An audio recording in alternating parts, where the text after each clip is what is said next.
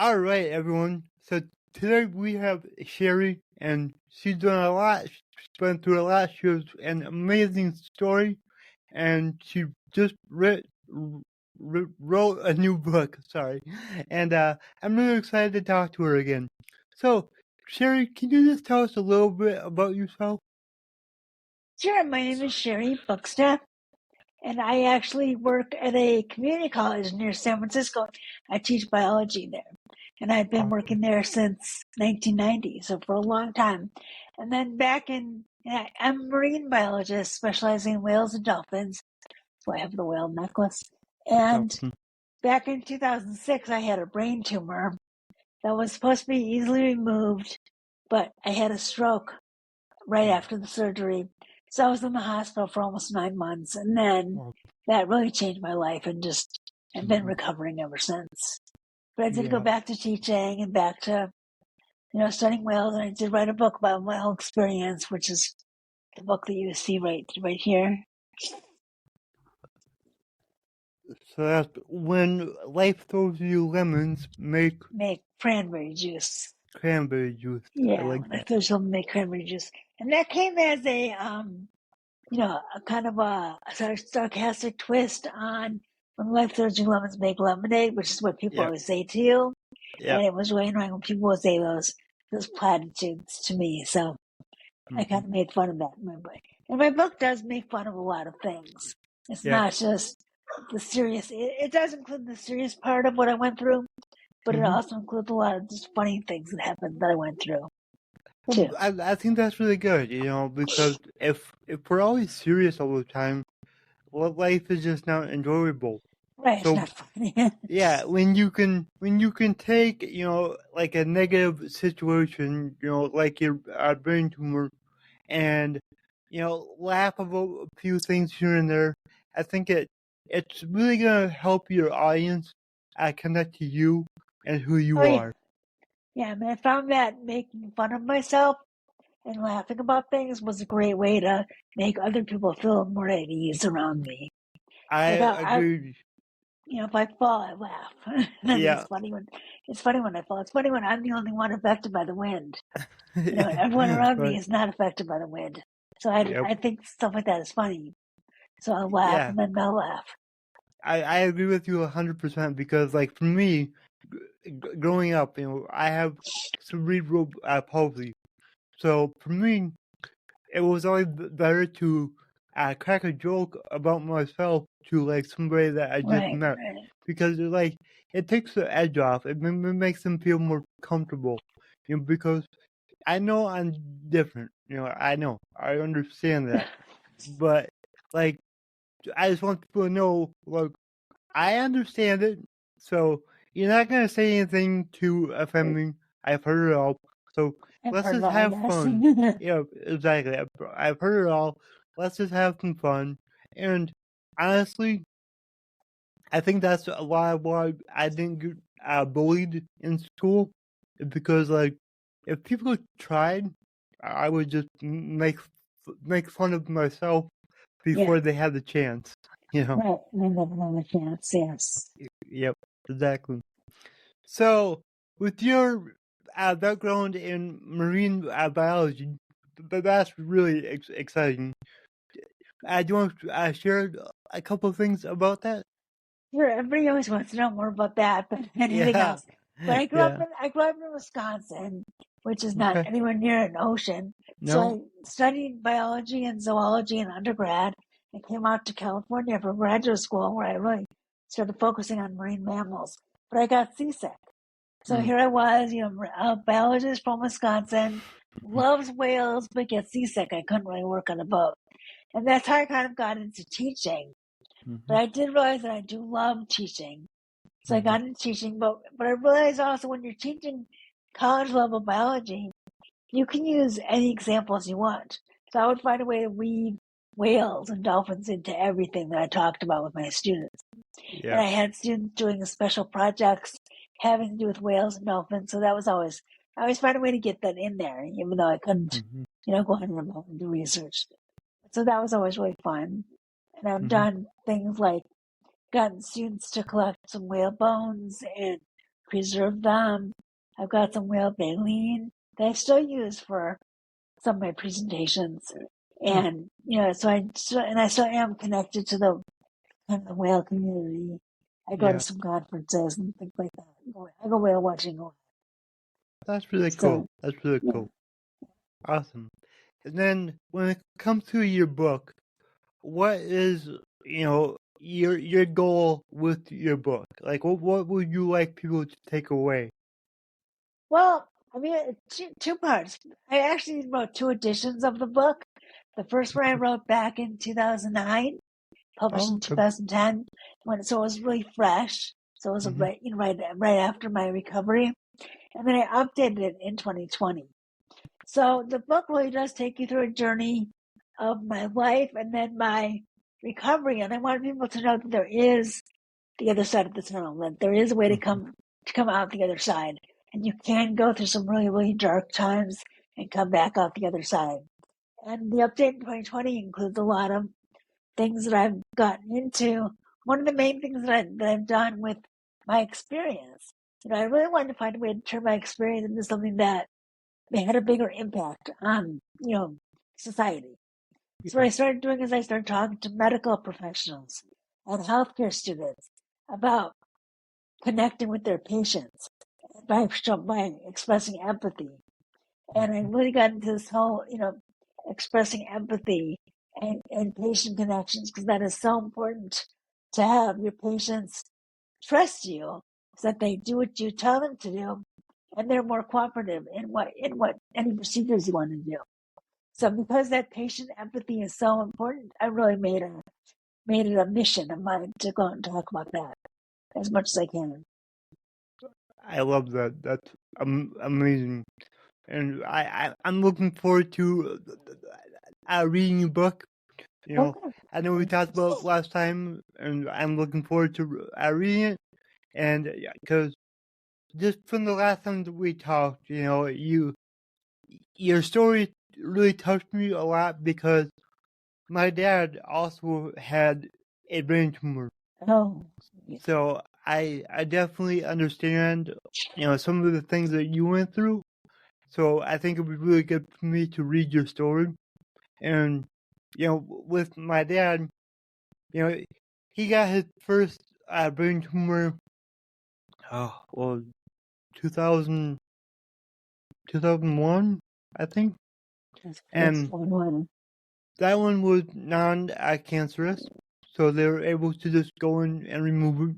He didn't really have any side effects or anything that happened. But then about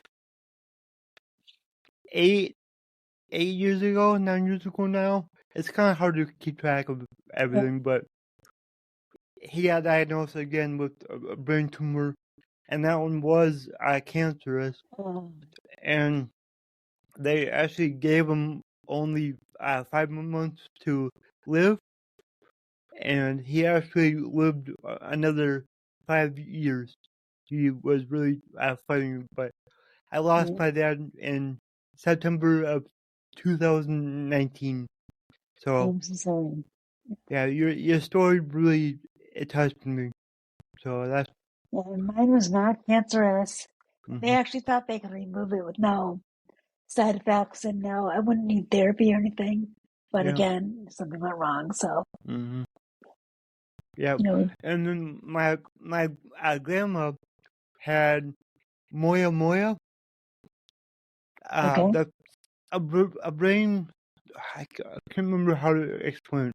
It's like a tumor, but with her, when she had her surgery, they knocked out her speech. So basically, since 1991, right after I was born, she hasn't really been able to talk. Yeah. So, but she's still around. She's still amazing, and but yeah, I mean, so yeah. I definitely been touched by a lot of that. Yes. When you mess with the brain, there's so much the brain does. There's so much we don't know about the brain. So it's Yep, exactly. And then, what is a piece of advice for someone going through something as traumatic like you did? What is something that you think would help them? I would say don't read all the horror stories because that's going to get in your head. And, like I tell people who are about to have a baby, because I've had some complications with that too. I'm like, I'm not going to tell you about my story yet. Don't read all the horror stories because most of the time, if the doctor tells you it's going to be fine, most of the time it is going to be fine. And in hindsight, my doctors really drilled into me that it was going to be fine. And at first it made me a little angry because I'm like, they didn't prepare me at all. But I don't know what I would have done. I don't know how I would have prepared my kids for this. There was nothing I could do to prepare for this. So I think reassuring them that everything was going to be okay, because that's what doctors told me. I think that you have to avoid all the horror stories because there's always going to be people who want to share that with you, share the horror stories with you. So know that you can come out the other end. It's going to be really tough, probably the hardest thing you'll ever have to do, but you can get through it. And you have to rely on your friends. Don't be afraid to ask your friends for help. Don't be afraid to accept it when they offer. That was a huge thing. That most people who suddenly lose their independence don't want to either ask for help, and they don't want to accept it when someone offers. And if somebody offers to help you, assume they mean it, because they probably do. And, accept it, because it actually does help the friends who are helping, because it gives them something to do. They all want to help. They don't know what to do to help. So let them help you.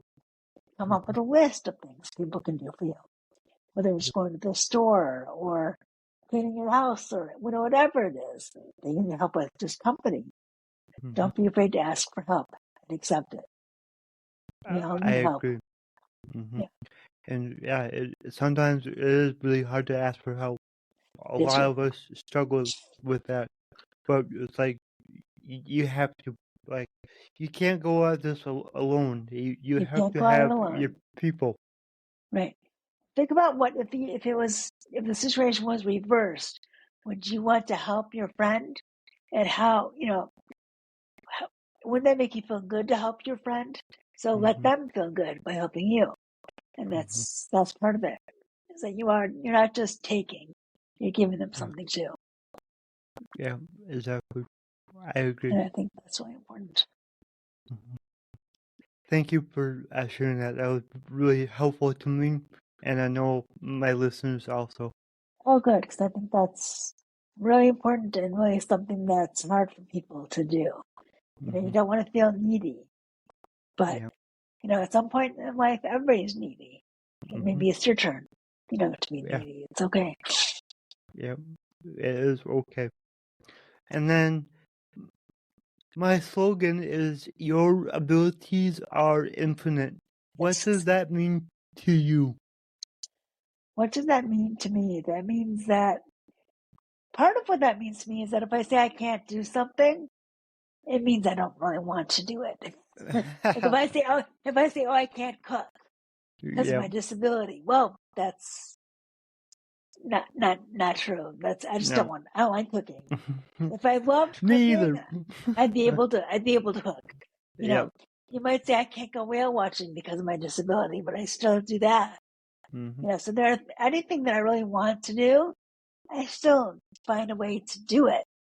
Yes, there are some limitations. There's some things that I couldn't really do, but there's so many things that you can do. So I'd say focus on the things that you can do, and don't focus on those things. Everybody has limitations. How many of you out there in podcast land can kick a field goal? On a football team. I can't. I mean, most people can't. Some of the professional football players can't. But you can do other things. So don't focus on what you cannot do. Focus on what you can do. So that inspires me too. Watching sports sometimes does really inspire me because you get to thinking of things like that. Like I can't make that basket from a 3-point land like Steph Curry can, but who else who can? There are not that many people in the world who can do that. Yeah. So there are things that you can do and things that you cannot do. But, if you want it, go for it. Anything you want to try to do, if you want to do it. If you want it, go for it. Incredible. Awesome. Go for it. And then, how can people find you and find your book? Well, I started a business where I do go out and talk to medical professionals, and it's called Impact of Empathy. So if you go to Impact of Empathy, all one word, impactofempathy.net, you can find my book there. You can learn more about the services that I provide. So if anybody out there works at a hospital, I'd love to come talk to hospitals. I can do it either on Zoom or in person if you're in the San Francisco Bay Area. But yeah, you can definitely learn more about everything at Impact of Empathy. Awesome. And then, do you have any last words of wisdom? Last words of wisdom. I'll think of something smart. Let's see. Always be funny, you can't think of. Oh, one thing that I do want to mention, and I'm not sure if you know about this, Nick, already or not, but there's a group of exercise people called Staying Driven, led by Steph Hammerman, who actually has Steph Hammerman Roach, who has cerebral palsy. She was the world's first CrossFit level 2, I might be getting this wrong, level 2 trainer with cerebral palsy. And she runs an online workout community called Staying Driven. And if you go to Staying Driven Live, and I have to plug this because I do this every day, I do this workout. And it's a great workout that's similar to CrossFit, but it's for anybody with any ability. There's a great variety of people in this class. And the instructors are great at, they're kind of easy on you the first day, but after the first day, they're like, you could do that. You don't think they can really see you because you're on Zoom, but they notice everything. And they tell you, you're standing up. You can do more than that, So they really do push you, and it's a great community. So I highly recommend Staying Driven Live as my final words of wisdom. Thank you, because I'm definitely going to check that out. Check that out, yes. I love working out every day, so if I can, I like that class. Do it in a group, in a class, that'd be even better. And it's a different workout every day. Some are harder than others, and it's a great community. Staying Driven Live, and if you go there, tell Coach Steph that I sent you. All right, I'd like her to know I'm pushing it. Awesome. Well, thank you so much for being on the show. This was so You're so welcome. Thank you.